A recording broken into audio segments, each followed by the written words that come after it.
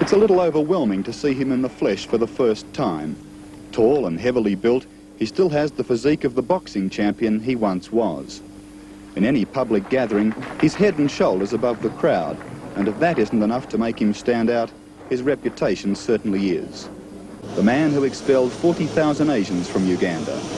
The man who said Hitler was right when he murdered 6 million Jews. The man who is said to have liquidated up to 250,000 of his own people. The author of outrageous telegrams to political leaders throughout the world. His Excellency, Field Marshal Dr. Idi Amin Dada, VC, DSO, MC, possessor of almighty power and knowledge, lord of the clans and the land, the father of all twins, the cook with all the firewood, the lord of the shield and spears, the Queen Termite, the President of the Second Republic of Uganda. With respect, sir, I asked this question, do you think you're a tough man? Yes, I am. I am very tough, yes. And I will never give up. If I wanted to do something, I will never change my mind. Is that a good or a bad thing in a political leader, toughness? Toughness is good because the people respect you, and tough man is a quality which you can find for the high command, because when he gives order, they know that that order is given by the strong man and must be obeyed. It is very important.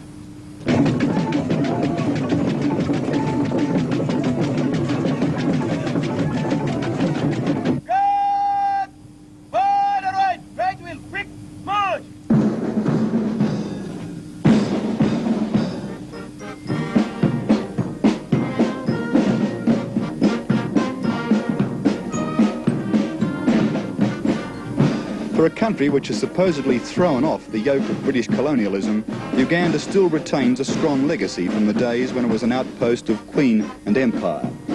The band plays on while the arrival of His Excellency is awaited. Idi Amin loves public ceremonies, especially when he's the centre of attention. And in Uganda, that's all the time.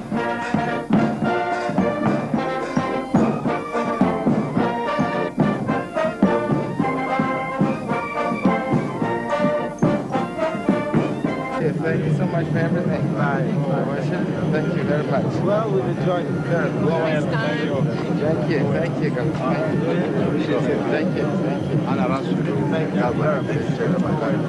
An Amin's speech is almost a self-parody. Sometimes he genuinely means to be humorous, and he can count on getting a good laugh from his admiring, not to say overawed audience. But at other times, the humour is unintentional. Here at a clothing factory, part owned by Japanese interests, the Field Marshal was obviously trying to be nice to his international guests. I am always speaking the truth and the frank, and I have been in Japan during the Second World War myself, and I know Japanese members of the armed forces and the Japanese themselves are one of the best fighters in all types of war. If you want a suicide pilots, you will get from Japan.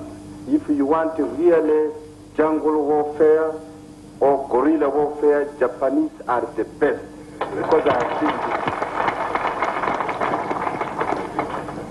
But now, since 1972, from 73, we put up a trousers plant, which was not there before. It is now functioning fully. So, Your Excellency. This clothing factory is one of the biggest industries in Kampala. Amin has made it clear that he welcomes overseas investment within certain guidelines, and the Japanese investors in this company have good reason to thank him. Since the departure of the Asians, with their stranglehold over distribution throughout Uganda, the company's profits have soared. Amin chalks it up as a significant victory in what he calls the economic war, which he began with the expulsion of the Asians. In Kampala, tall modern buildings and a boom in the construction industry are signs that the Ugandan economy is far from collapse. But the buildings are financed by international aid, much of it from Arab countries, and the external appearance of the city hides some serious economic problems in day-to-day life.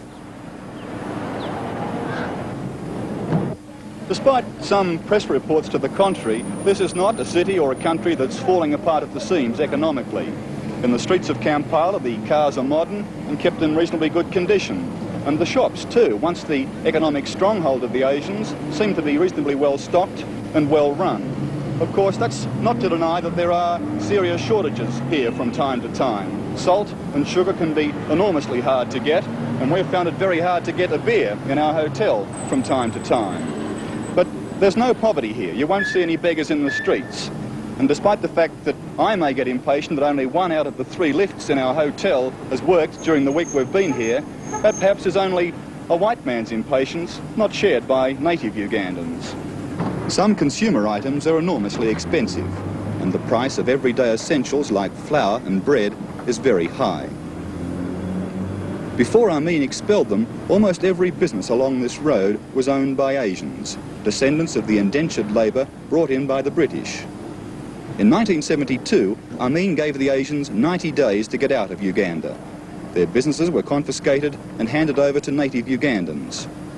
Now the signs over the shops have African names.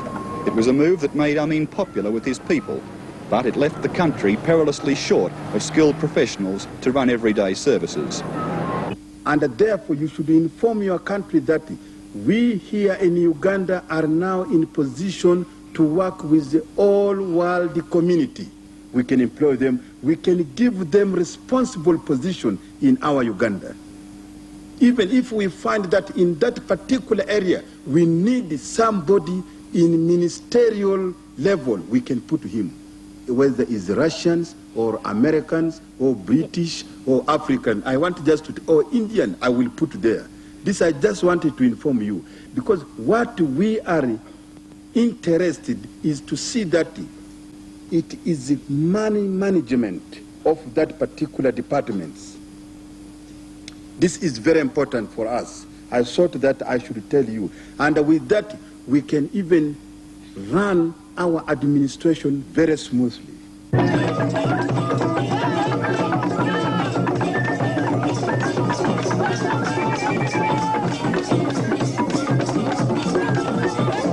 There's no doubt that whatever the rest of the world thinks about him, Idi Amin is popular with black Africans. His strident nationalism and the flamboyant, if somewhat crude way he criticises his old colonial masters has earned him admirers outside Uganda, who see in him a black leader who refuses to play the game by the white man's rules. And if that means that Uganda has to go without some of the benefits of the white man's society, that's all right too.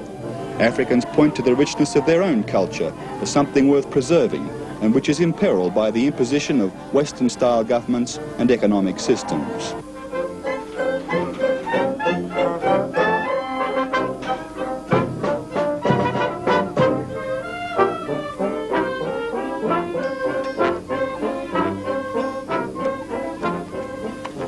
If this is the man who's responsible for the death of nearly 250,000 of his people in a bloody reign of terror, it was impossible to see that reflected in the faces of the people who came out to see him.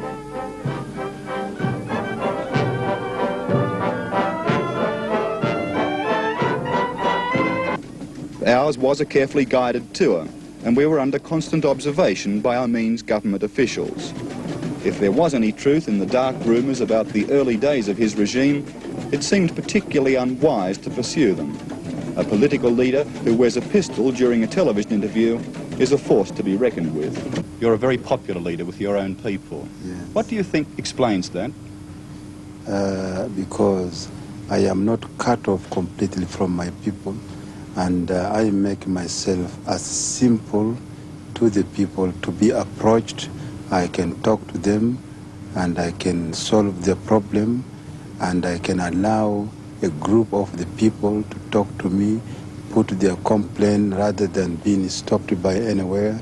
I go to them and they know that whatever they want to be solved, I can solve for them, and that make them have a confidence in me. Do you maintain still a non-aligned status in world powers? Do you have a favourite, as say Russia versus America? That is their own internal problems between Russia and America. I don't want to interfere there because what I want from Russia should not be stopped by Russian, by American, and also I can buy anything, as I was saying here, that